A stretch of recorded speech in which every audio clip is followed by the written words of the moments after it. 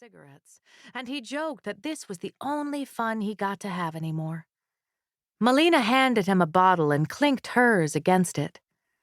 "My savior," he said, taking a long drink.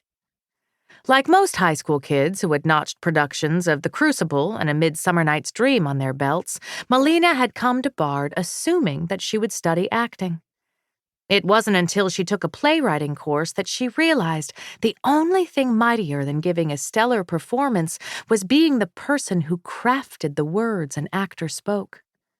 She started writing one-acts that were performed by student groups. She studied Molière and Mamet, Marlowe and Miller.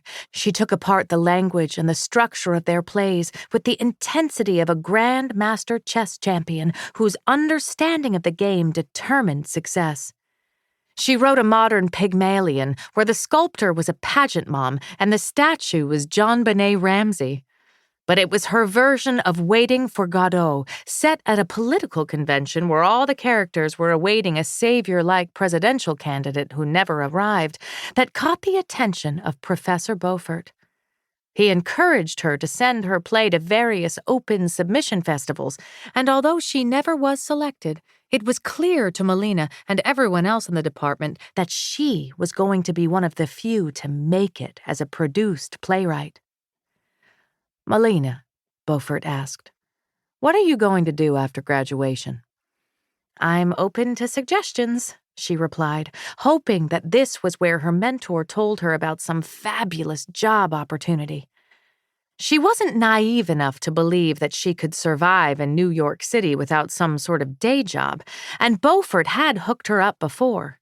She'd interned one summer for a famous director in the city, a man who once threw an iced latte at a costume designer who hadn't adjusted a hem, and who took her to bars even though she was underage because he preferred to drink his lunch.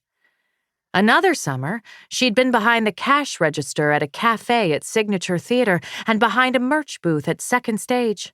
Professor Beaufort had connections. This whole business ran on connections. "This is not a suggestion," Beaufort said, handing her a flyer.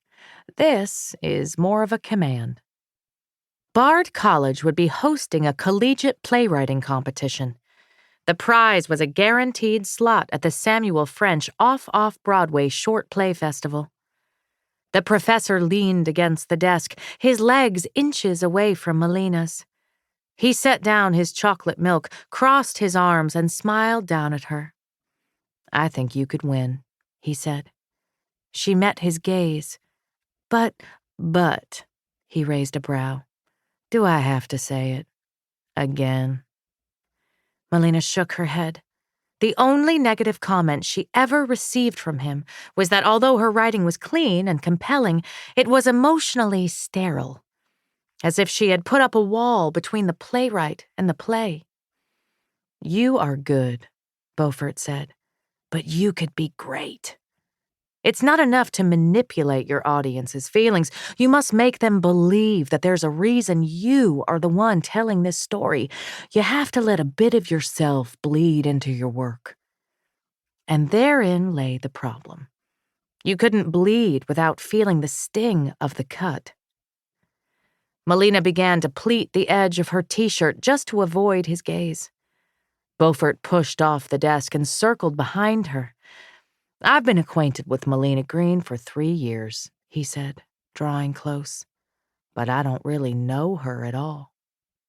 What she loved about playwriting was that she could be anyone but herself, a technically Jewish girl from Connecticut who had grown up as the least important person in her household. When she was an adolescent, her mother had had a terminal illness, and her father was struck down by anticipatory grief. She learned to be quiet, and she learned to be self-sufficient. No one wanted to know Melina Green, least of all Melina herself.